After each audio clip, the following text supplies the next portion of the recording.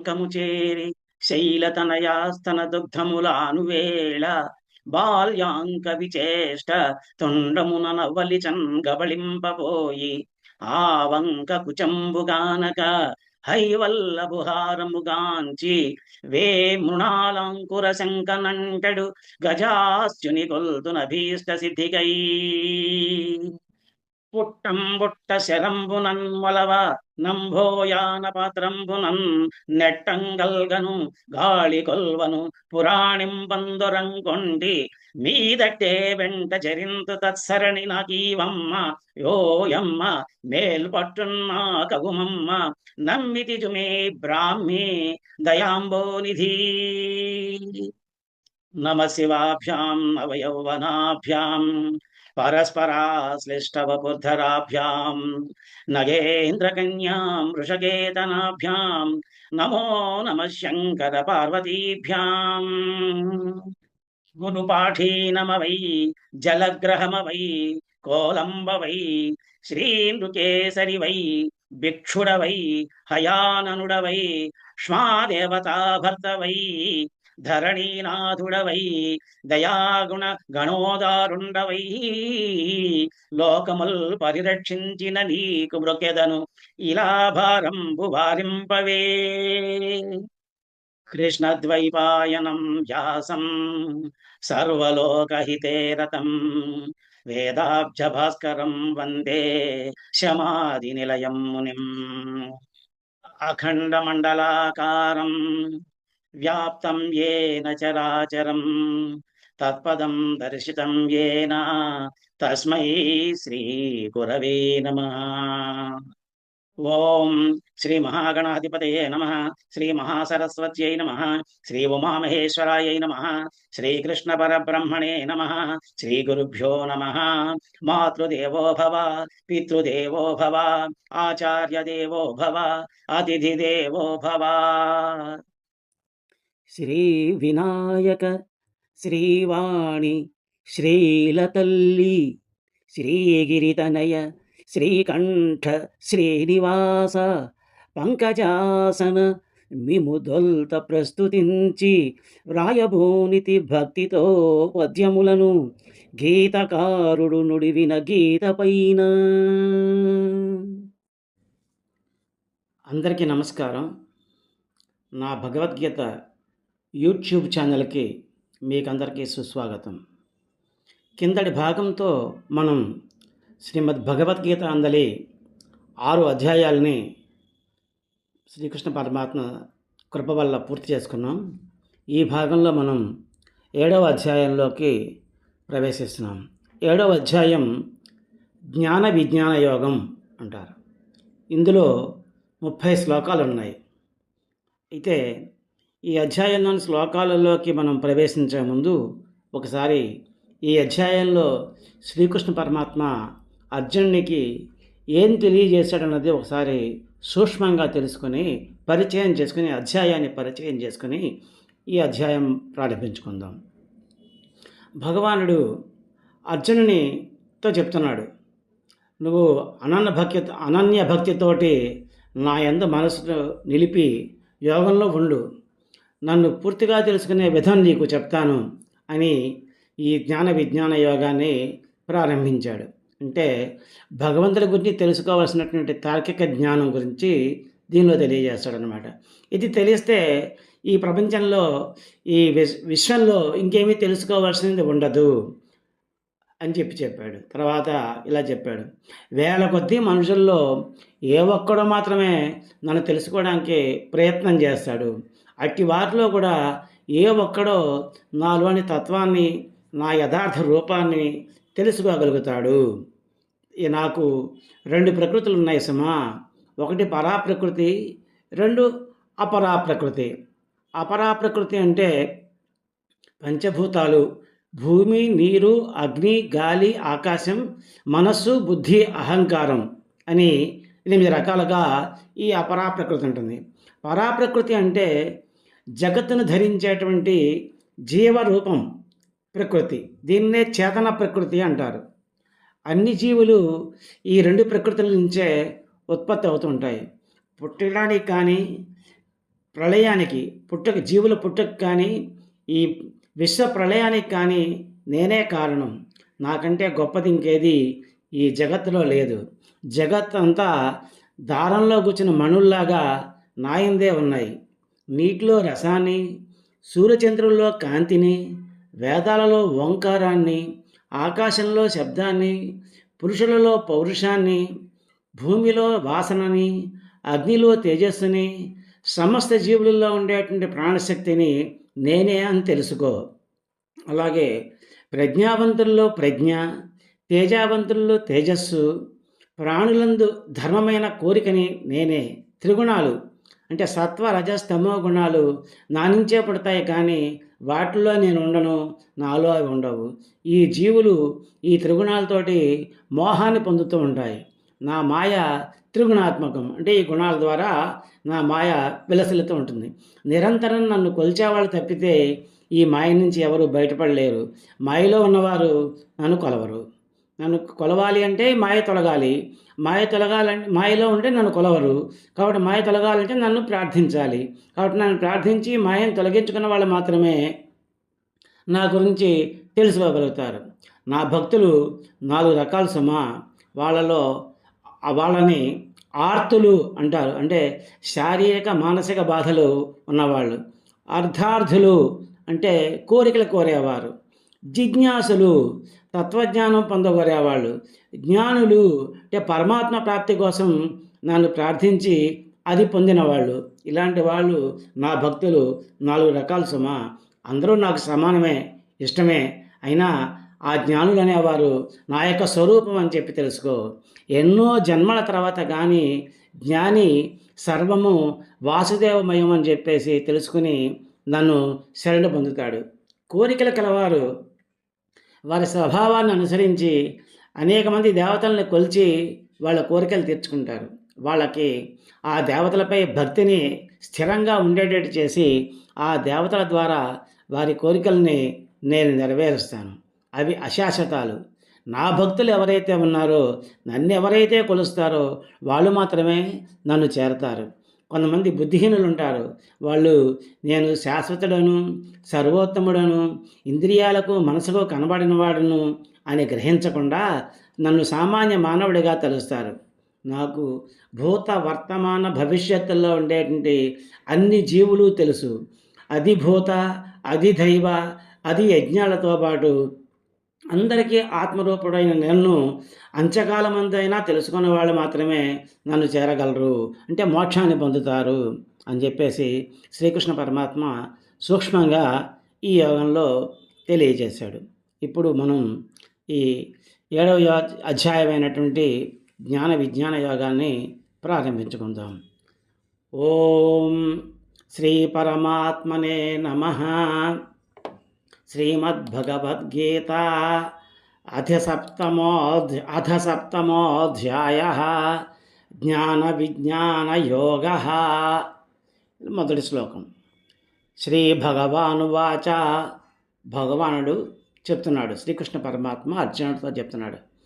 మయ్యాసక్త మనః పార్థ యోగం యుంజన్మదాశ్రయః అసంశయం సమగ్రం మాం యథా జ్ఞాస్యసి తరక్షణు.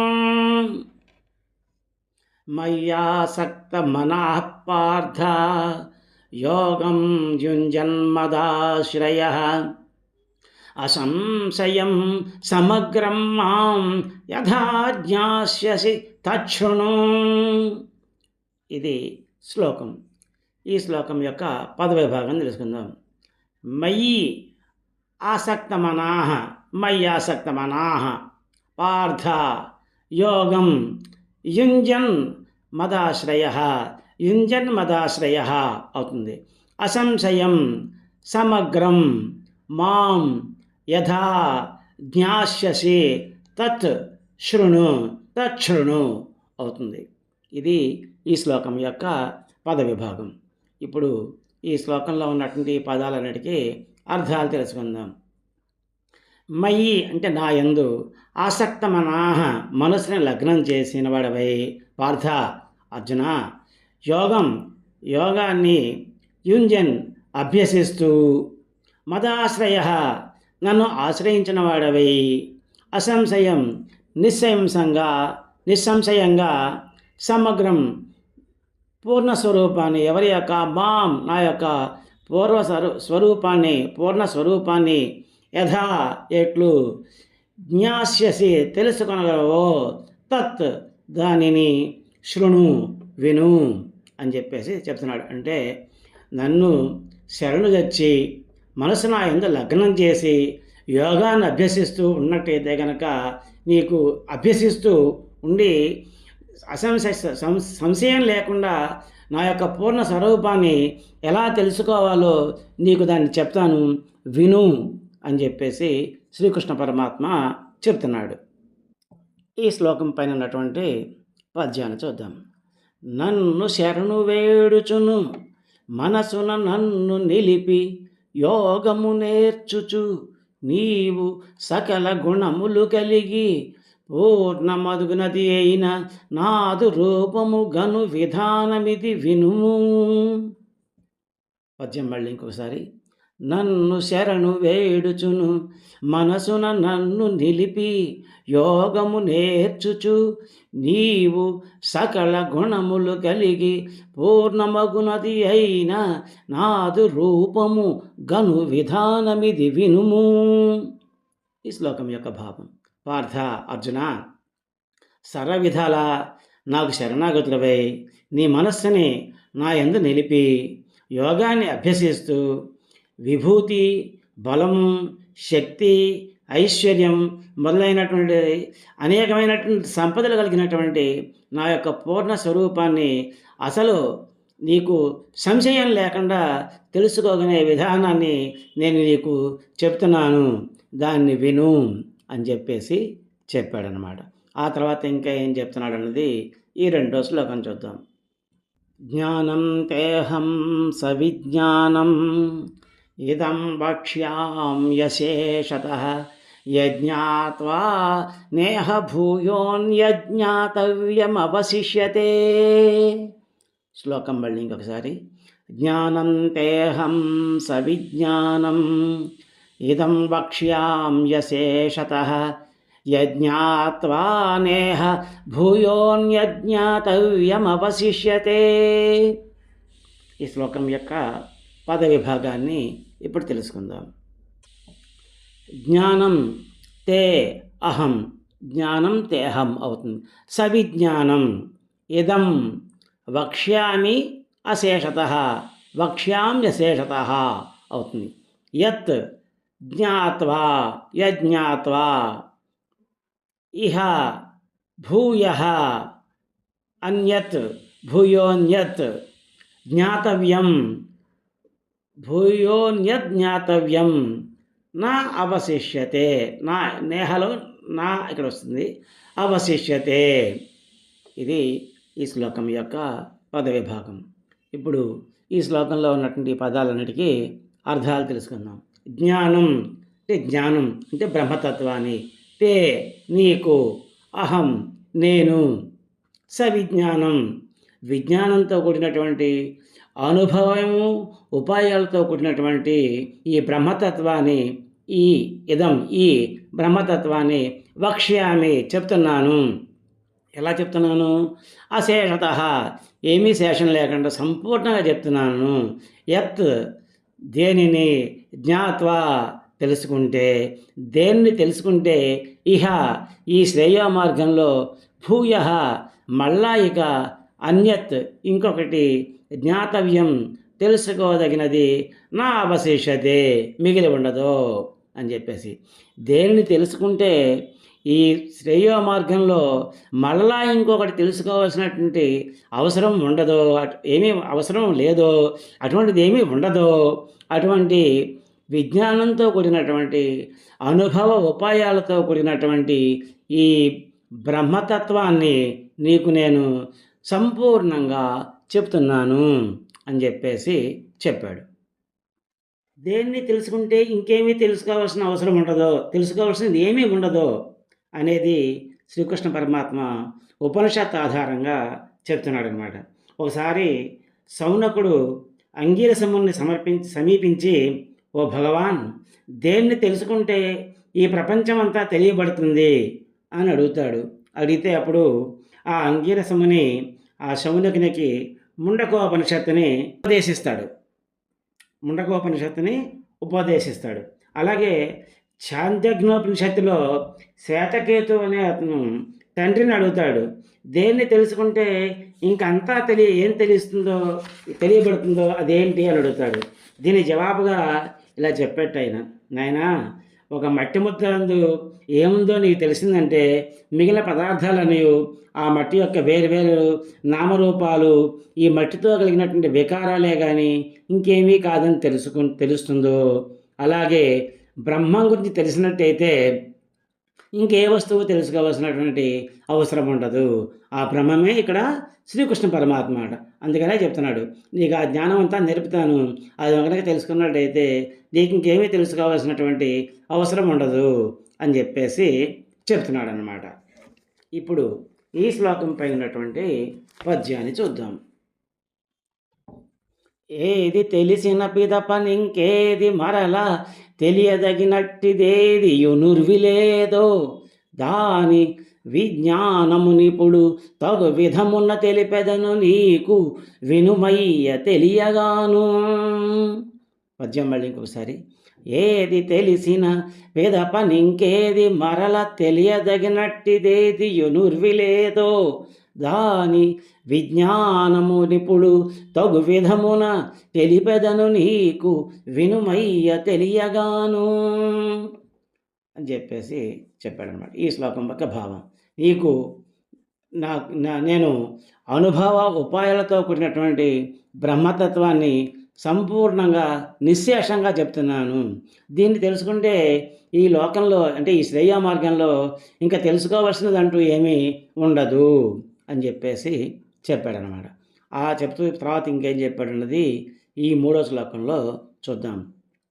మనుష్యానాం సహస్రేషు కశ్చిద్యతతి సిద్ధయే యతతామపి సిద్ధానాం కశ్చిన్మాం వేత్తి తత్వతః. శ్లోకం మళ్ళీ ఇంకొకసారి. మనుష్యానాం సహస్రేషు కశ్చిద్యతతి సిద్ధయే యతతామపి సిద్ధానాం కశ్చిన్మాం వేత్తి తత్వతః. ఈ శ్లోకం యొక్క పద విభాగం. మనుష్యాణం సహస్రేషు కశ్చిత్ యతతి సిద్ధయే, కశ్చిత్ యతతి సిద్ధయే అవుతుంది. యతతాం సిద్ధానాం అపి ముందుకు వస్తుంది, వెనక్కి చివరికి వెళ్తుంది. యతతామపి సిద్ధానాం అవుతుంది. కశ్చిత్ మాం కశ్చిన్ మాం వేత్తి తత్వతః. ఇది ఈ శ్లోకం యొక్క పద విభాగం. ఈ పదాలకి ఇప్పుడు అర్థాలు తెలుసుకుందాం. మనుష్యానాం అంటే మనుష్యులలో, సహస్రేషు వేల కొలది మనుష్యులలో, కశ్చిత్ ఎవరో ఒకరు, యతతి ప్రయత్నిస్తాడు, దేనికోసమని, సిద్ధయ్యే సిద్ధి కోసం అని చెప్పేసి, అంటే ఆత్మజ్ఞానం తెలుసుకోవాలని వేల కొలది మనుషుల్లో ఒక్కడు మాత్రమే ప్రయత్నిస్తాడు. యతతాం ఇలా ప్రయత్నించే సిద్ధానామపి ముముక్షువుల్లో కూడా ఎవరైతే ప్రయత్నం చేస్తారో అటువంటి వాళ్ళలో కూడా కశ్చిత్ ఎవరో ఒకరే మాం నన్ను వేత్తి తెలుసుకోగలుగుతున్నాడు. ఎలా తెలుసుకోగలుగుతున్నాడు? యథార్థంగా తెలుసుకోగలుగుతున్నాడు. అంటే ఏంటన్నమాట, వేల కొలది అనేక మంది జనాలు ఉన్నారు, వాళ్ళలో ఏ వేల కొలది ఉండే మనుషుల్లోనూ ఎవరో ఒకరు మాత్రమే అసలు ఆత్మజ్ఞానం అంటే ఏమిటి, సిద్ధి అంటే ఏమిటి, మోక్షం అంటే ఏమిటి అనే విషయాలను తెలుసుకోవడానికి ప్రయత్నం చేస్తారు. అలా ప్రయత్నం చేసినటువంటి వాళ్ళల్లో కూడాను ఏ ఒక్కరో మాత్రమే నా గురించి, నా యొక్క తత్వాన్ని గురించి యథార్థంగా తెలుసుకోగలుగుతారు అని చెప్పేసి ఈ శ్లోకంలో చెప్తున్నాడు. ఇప్పుడు చూడండి, భగవద్గీత కానీ ఉపనిషత్తులు కానీ ఇలా చదువుతున్నప్పుడు వాడి యొక్క అర్థాన్ని తెలుసుకోవాలనే కాంక్ష, వాడి గురించి తెలుసుకోవాలనేటువంటి కాంక్ష ఎవరో కొంతమందికి కలుగుతుంటుంది. అలా కలిగి అర్థం చేసుకున్న వాళ్ళలో కూడా వాటి బోధనల్ని ఆచరణలో పెట్టి నైతిక జీవితం గడిపేయగలిగినటువంటి వాళ్ళు కూడాను తీవ్ర అభ్యాసము, శ్రద్ధ, వివేకము, శారీరక సహనము మొదలైనవి కలిగి ఇలాంటివన్నీ కలిగి అలా చేస్తూ ఉండగా వాళ్ళకి పరమాత్మ యొక్క వాస్తవ స్వరూపం పొందేవాడు ఏ ఒక్కడో ఉంటాడు అని చెప్పేసి ఈ శ్లోకంలో శ్రీకృష్ణ పరమాత్మ చెప్తున్నాడు. ఇప్పుడు ఈ శ్లోకం పైన ఉన్నటువంటి పద్యాన్ని చూద్దాం. జ్ఞాన సిద్ధి పొందంగను యత్నమును సలుపు మనుజులు ఇలను వేలలోన ఒకరు. జ్ఞాన సిద్ధి పొందంగను యత్నమును సలుపు మనుజులు నిలను వేలలోన ఒకరు. అందు నన్ను సత్యముగా నరుదుగా తెలియవాడు ఎవ్వడో ఒక్కడేయుండు విజయ. ఇది పద్యం. ఈ పద్యం మళ్ళీ ఇంకొకసారి. జ్ఞాన సిద్ధి పొందంగను యత్నమును సలుపు మనుజులిలను వేలలోన ఒకరు. అందు నన్ను సత్యముగా నరుదుగా నెరుగు తెలియవాడు ఎవడో ఒక్కడేయుండు విజయ. భావం: వేల కొలది మనుషులు ఏ ఒక్కరో ఆత్మజ్ఞానం పొందడానికి ప్రయత్నిస్తారు. ఇలా ప్రయత్నించే వాళ్ళలో కూడా, అలాంటి ముముక్షుల్లో కూడా ఏ ఒక్కడో అరుదుగా యథార్థంగా నా గురించి తెలుసుకోగలుగుతున్నాడు అని శ్రీకృష్ణ పరమాత్మ ఈ శ్లోకంలో చెప్పాడు. ఆ తర్వాత శ్లోకం 4వ శ్లోకం. భూమిరాపోనలో వాయు ఖమ్మనో బుద్ధిరేవచ అహంకార ఇతీయం మే భిన్నా ప్రకృతిరష్టదా. శ్లోకం మళ్ళీ ఇంకోసారి. భూమిరాపోనలో వాయు ఖమ్మనో బుద్ధిరేవచ అహంకారమితీయం మే భిన్నా ప్రకృతిరష్టదా. ఈ శ్లోకం యొక్క పదవిభాగం చూద్దాం. భూమి ఆపహ అనలహ వాయు. భూమిరాపో అనలో వాయు అవుతుంది. ఖం మనః బుద్ధి అహంకార ఏవచ. ఖమ్మనో బుద్ధిరేవచ అహంకార అవుతుంది. ఇతీయం మే ఇతీయం మే భిన్నా ప్రకృతి అష్టధా. ఇది యొక్క ప్రకృతి అష్టధా అవుతుంది. ఇది ఈ శ్లోకం యొక్క పద విభాగం. ఇప్పుడు ఈ పదాలకు అర్థాలు తెలుసుకుందాం. భూమి అంటే పృథివీ, మనం ఉండే నేల. ఆపహ అంటే నీళ్ళు. అనల అంటే అగ్ని, అంటే పంచభూత. వాయు అంటే వాయువు. ఖం అంటే ఆకాశం. అంటే ఇవన్నీ పంచభూతాలు అన్నమాట. మనః అంటే సంకల్ప వికల్పాలు కలిగేటువంటి మనస్సు. బుద్ధి నిశ్చయాత్మకమైనటువంటి బుద్ధి. అహంకార ఏవచ నేను అనేటువంటి అహంకారం, నేను అని చెప్పుకుంటాం కదా అది. ఇతి అని, ఇయం ఈ, మే నా యొక్క, భిన్న విభజింపబడింది, ప్రకృతి మాయాశక్తి, అష్టధ 8 విధాలుగా.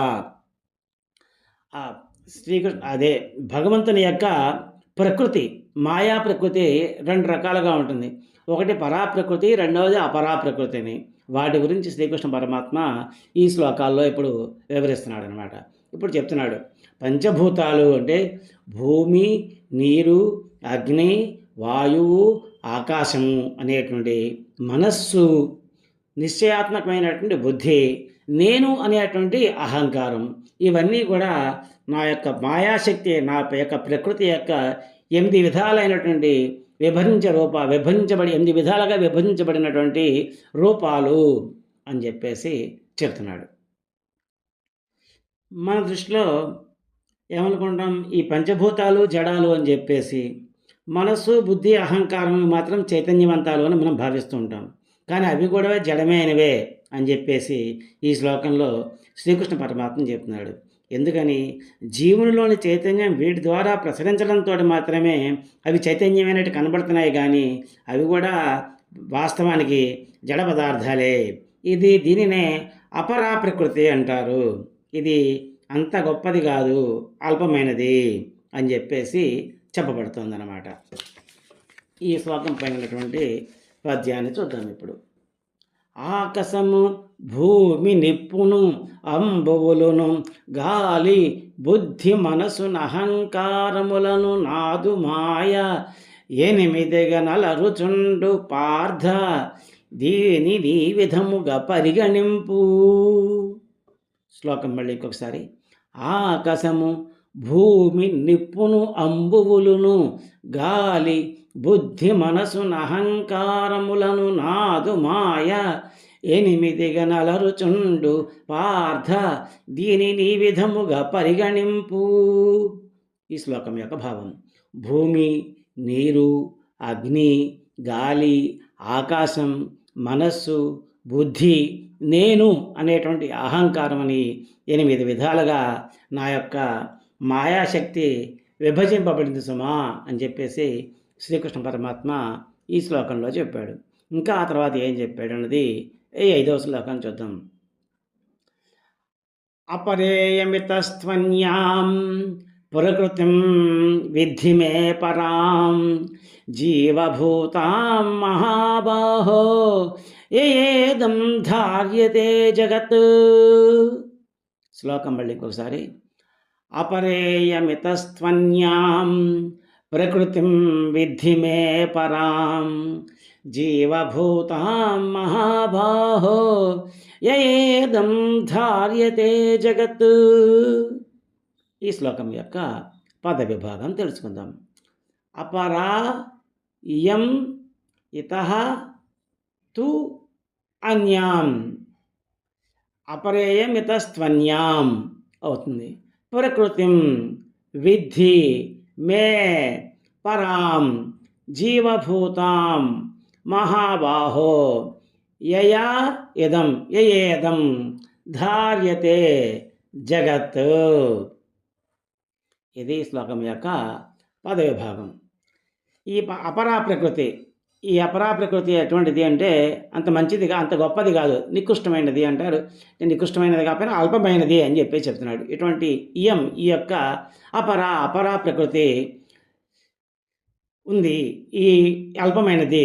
ఇతః దీనికంటే, కానీ, తు అంటే ఇది కానీ ఇతః దీనికంటే అన్యం వేరైనది ప్రకృతిని తెలుసుకో. నా యొక్క ఈ ప్రకృతి, ఈ అపరా ప్రకృతి కన్నా భిన్నమైనటువంటి వేరైనటువంటి నా యొక్క వేరే ప్రకృతి ఉంది, అది తెలుసుకో. అదేమిటిది? పరాం శ్రేష్టమైనది, జీవభూతాం క్షేత్రజ్ఞుడనేది అంటే ప్రాణధారణకి నిమిత్తమైనది, మహాబాహో అర్జున ఏయా దీని చేత ఇదం ఈ ధార్యతే ధరింపబడుతుందో జగత్తు అని చెప్పి తెలుసుకో. అర్జున అంటే ఏం చెప్తున్నాడు అనమాట? అర్జున, నేను ఇంతకుముందు చెప్పినటువంటి 4వ శ్లోకంలో చెప్పినటువంటి అపరా ప్రకృతి ఏదైతే ఉందో అది చాలా అల్పమైంది అని గ్రహించు. ఎందుకంటే ఈ 4వ శ్లోకంలో అపరా ప్రకృతి గురించి తెలియజేశాడు. అది 8 విధాలుగా అని చెప్పాడు. పంచభూతాలు, మనస్సు, బుద్ధి, అహంకారం అన్నీ కలిసి అది జడమైనది. అది ఎందుకంటే జడమైనది కాబట్టి అంత గొప్పమైనది కాదు అని చెప్తున్నాడు. దీనికంటే వేరైనటువంటి ప్రకృతి ఇంకోటి ఉంది, పరాప్రకృతి. అదే జీవస్వరూపంగా ప్రకాశిస్తోంది. ఈ జీవభూతమైనటువంటి ప్రకృతే జగత్తుని ధరిస్తోంది అని చెప్పేసి చెప్తున్నాడు అనమాట. ఈ పరాప్రకృతి, అపరాప్రకృతి రెండూ కూడాను పరమాత్మ యొక్క 2 విధాల యొక్క మాయ. అంటే పరమాత్మ యొక్క మాయ ఏదైతే ఉందో ఆ మాయకి 2 రూపాలు అన్నమాట. ఇది 2 జడాలే, కానీ ఒకటి జడమైతే రెండవది చైతన్య స్వరూపాన్ని కలిగి ఉంటుంది అని చెప్పేసి చెప్తారు. ఇప్పుడు మనం ఒక సంగతి చూద్దాం. ఒక కుండ ఉంది, దానిలో నీళ్లున్నాయి. ఆ నీటిలో సూర్యుడి యొక్క ప్రతిబింబం కనిపిస్తుంటే ఇప్పుడు ఈ ఉదాహరణలో కుండని దేహం అనుకోండి, నీరుని మనసు అనుకోండి, సూర్యుడి యొక్క ప్రతిబింబం ఆ జీవుడు అనుకోండి. అలాగా తెలుసుకోవాలన్నమాట. ఈ వికారాలన్నీ ఎలా అయితే ఇంకో పద్ధతి ప్రకారం చెప్పాలంటే ఇంద్రియాలు, మనసు, బుద్ధి, కరణాలు వీటిని చైతన్యపరిచేది జీవుడు. స్వాభావికంగా చల్లగాను నల్లగాను ఉండేటువంటి ఇనుప గోళం అగ్నిలో బాగా కాలిస్తే అగ్ని యొక్క లక్షణాలు దానికి ఎలా అయితే సంక్రమిస్తాయో అది కూడా అగ్నిలాగా ఎలా అయితే మన శరీరాన్ని కానీ ఏదైనా వస్తువుని కానీ కాల్చివేయగలదో అలాగే జీవుని యొక్క సంపర్కం వల్ల ఈ మనస్సు బుద్ధులతో కూడినటువంటి అనేక వికారాలు కలిగి ఈ శరీరం పంచభూతాత్మకమైనటువంటి శరీరం చైతన్య రూపం అవుతుంది అని చెప్పేసి చెప్తున్నాడు అనమాట. ఈ 5వ శ్లోకం పైన ఉన్నటువంటి పద్యాన్ని చూద్దాం ఇప్పుడు. ఇట్టి ప్రకృతి తెలియగా నికృష్టమయ్య తెలియగానిది జడమగు దీని మించి గొప్పదగునట్టి వేరు పరాప్రకృతి గలదిది జగమును ధరించునది తెలియా. పద్యం మళ్ళీ ఇంకొకసారి. ఇట్టి ప్రకృతి తెలియగా నికృష్టమయ్య తెలియగానిది జడమగు దీని మించి గొప్పదగునట్టి వేరు పరాప్రకృతి గలదిది జగమును ధరించునది తెలియా. అర్జున భావం. ఈ అష్టవిధమైనటువంటి ఈ ప్రకృతి అల్పమైనది, నికృష్టమైనది అని గ్రహించు. ఎందుకంటే ఇది జడమైనది, పదార్థమైనది. దీనికంటే వేరైనటువంటి నా యొక్క పరాప్రకృతి జీవస్వరూపంగా ప్రకాశిస్తోంది. ఆ జీవభూతమైన ప్రకృతే ఈ జగత్తునంతని కూడాను ధరిస్తోంది అని చెప్పేసి భావం. ఆ తర్వాత శ్లోకం 6వ శ్లోకం. ఏతద్యోనీని భూతాని సర్వాణి ఇత్యుపధారయాహం అహం కృష్ణస్య జగతః ప్రభవ ప్రళయస్తథా. శ్లోకం మళ్ళీ ఇంకొకసారి. ఏతద్యోనీని భూతాని సర్వాణి ఇత్యుపధారయ అహం కృష్ణస్య జగతః ప్రభవ ప్రళయస్తథా. ఈ శ్లోకం యొక్క పద విభాగం తెలుసుకుందాం. ఏతద్యోనీని అవుతుంది. భూతాని సర్వాణి ఇతి ఉపధారయ సర్వాన్ ఇత్యుపధారయ అహం కృష్ణస్య జగతః ప్రభవః ప్రళయః తథా ప్రళయస్తథా అవుతుంది. అంటే ఏంటన్నమాట, ఏతద్యోనీని అంటే ఈ ఉభయ విధాలైనటువంటి ప్రకృతి నుంచి కలిగాయి ఏమిటవి? భూతాని చేతన అచేతనమైనటువంటి భూతనాలు. అంటే కొన్నింటికి చలనం ఉంటుంది, కొన్నింటికి చలనం ఉండదు. ఇప్పుడు చెట్టు ఉంది, దానికి చలనం ఉండదు. కొండ ఉంది, దానికి చలనం ఉండదు.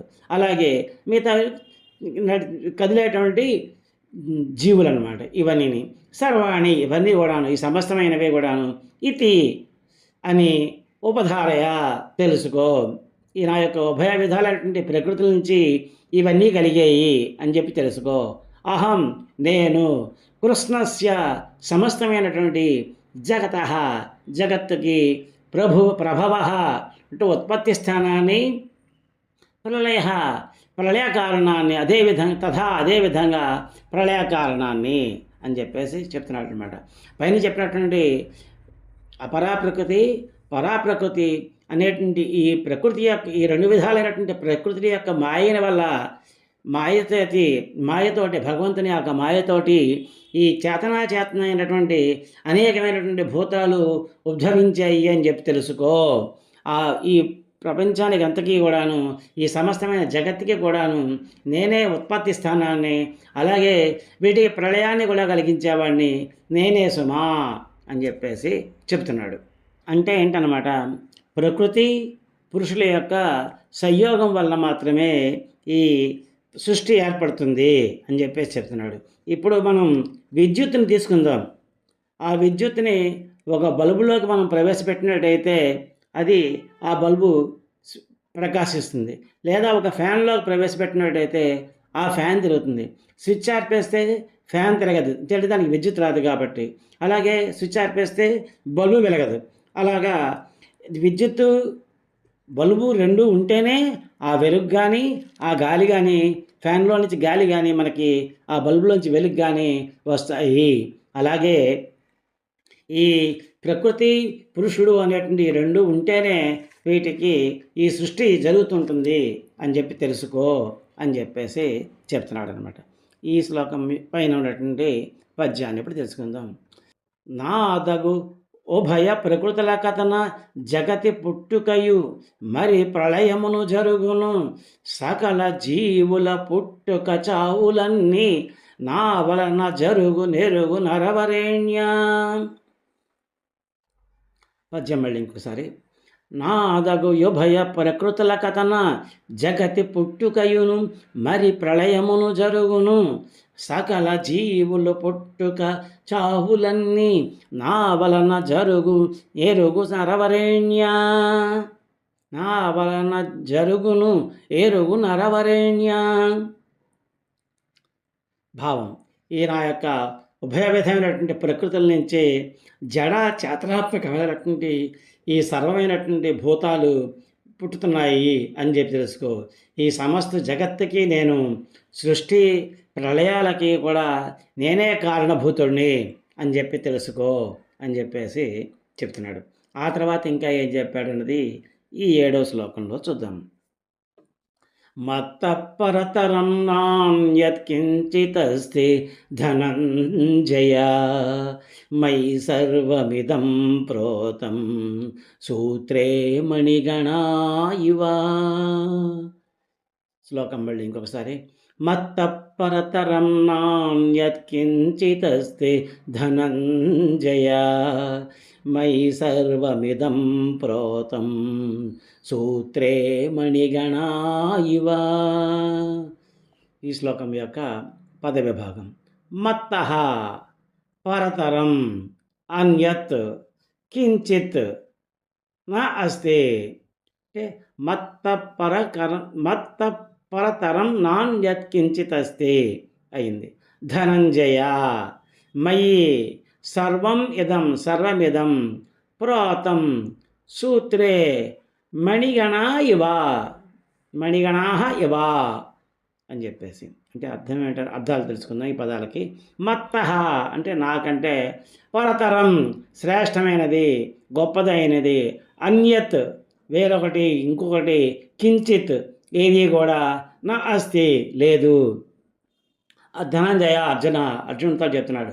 అర్జున, ఈ ఎక్కడా కూడా నాకంటే గొప్పదైనటువంటిది ఇంకోటి ఏది ఇక్కడెక్కడా లేదు అని చెప్పి తెలుసుకో అని చెప్పి చెప్తున్నాడు. తర్వాత ఇంకా ఏం చెప్తున్నాడు?